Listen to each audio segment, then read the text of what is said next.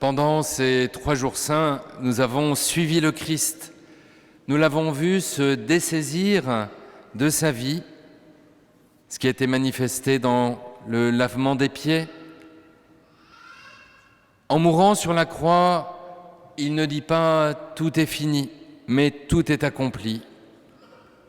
Et nous avons veillé auprès du tombeau pendant ce dernier sabbat, le laissant accomplir ce qui relève de sa divinité, descendre aux enfers, lui, le Créateur du monde.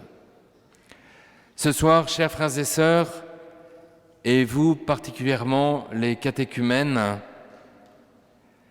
il nous faut entendre les anges nous indiquer la bonne route pour notre joie. Il n'est pas ici, il est ressuscité. Voici le grand désir qui habite notre cœur, trouver Jésus. Mais où trouver le ressuscité?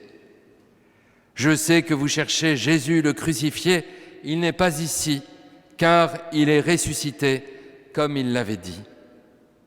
Le vivant, c'est lui. Il ne peut pas être parmi les morts. Il l'avait dit à plusieurs reprises, il n'est pas le Dieu des morts, mais des vivants. Frères et sœurs, on n'arrête pas la vie, on n'arrête pas le désir de Dieu.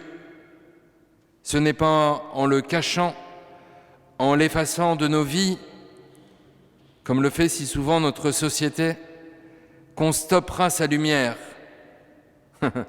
Il est beaucoup plus fort que cela. On n'arrête pas le désir de Dieu.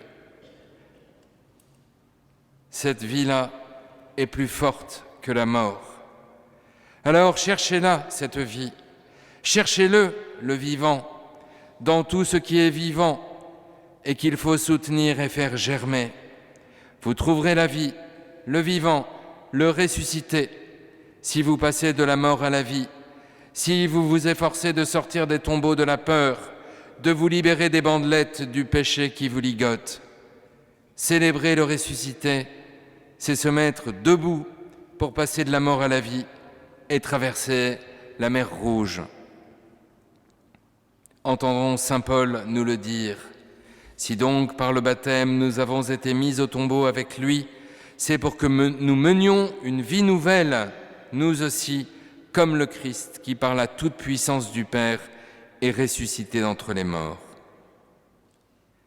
Vie nouvelle, dont le baptême est le commencement, dont le baptême n'est que le commencement. Je dis ça pour que les catéchumènes ne croient pas que leur marche est terminée.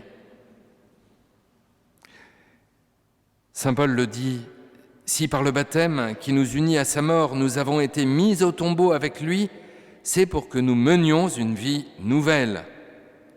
Oui, c'est une vie nouvelle qui vous attend, chers amis catéchumènes.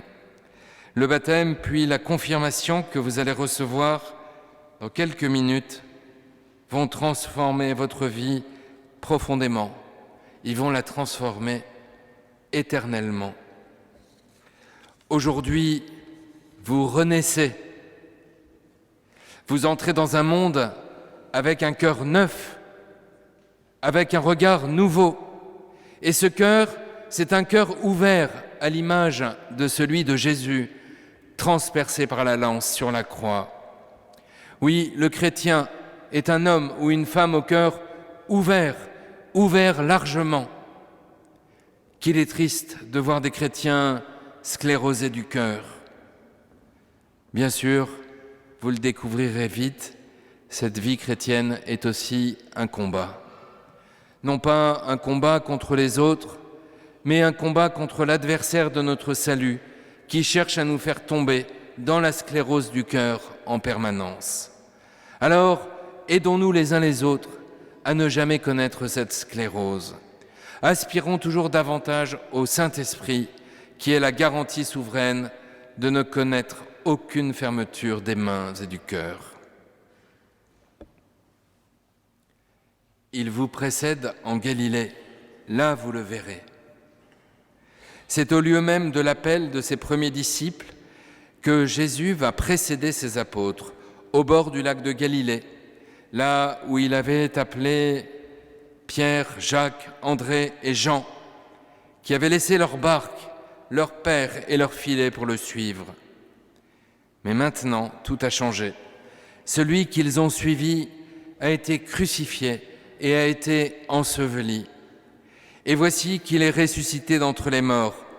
Les disciples le comprennent vite. Cet homme est Dieu lui-même et ses promesses s'accomplissent toutes. Il est ressuscité comme il l'avait dit. Sicut dixit.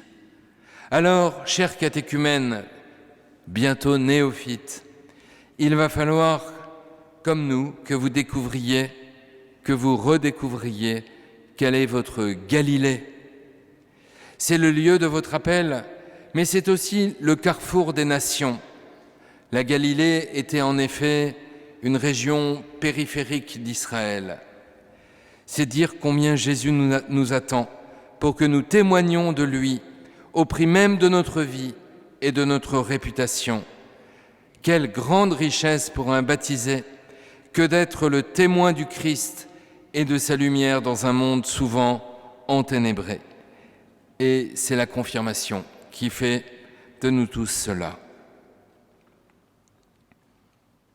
Je termine ce bref petit sermon de vigile en vous faisant remarquer que vous allez être baptisé devant la Sainte Tunique, qui n'est pas éclairée, Père Florian, je tiens à le rappeler. On va remédier à cela très rapidement. Ce n'est pas rien. Devant l'habit de sa passion, gorgé de son sang sauveur, vous allez revêtir le Christ. Comme le dit sublimement le livre de l'Apocalypse, et je vous cite ce verset magnifique, « Après cela, j'ai vu, et voici une foule immense que nul ne pouvait dénombrer. Ils se tenaient debout devant le trône et devant l'agneau, vêtus de robes blanches. L'un des anciens prit alors la parole et me dit, « Ces gens vêtus de robes blanches, qui sont-ils et d'où viennent-ils ? Ils viennent de la grande épreuve. Ils ont lavé leurs robes, ils les ont blanchies par le sang de l'agneau. » Un habit lavé dans le sang qui devient blanc. On ne saurait mieux dire ce qu'est le baptême. Le chemin du salut qui passe par le sang du Christ parvient à l'éclat de la gloire et est manifesté par l'habit de lumière. Revêtir le Christ, être chrétien, c'est dès maintenant une grâce et une responsabilité. Se revêtir de la sainte tunique, c'est accepter que ce sang nous sauve, nous protège et nous relève. Revêtons encore, chers frères et sœurs, l'habit de la passion. C'est ainsi que nous acquerrons la robe blanche de ceux qui dansent éternellement dans la joie de Dieu au festin des noces auquel vous allez vous asseoir pour la première fois. Un dernier mot, chers frères catéchumènes, et à vous tous. Rendez-vous en Galilée, et vite. Amen. Alléluia.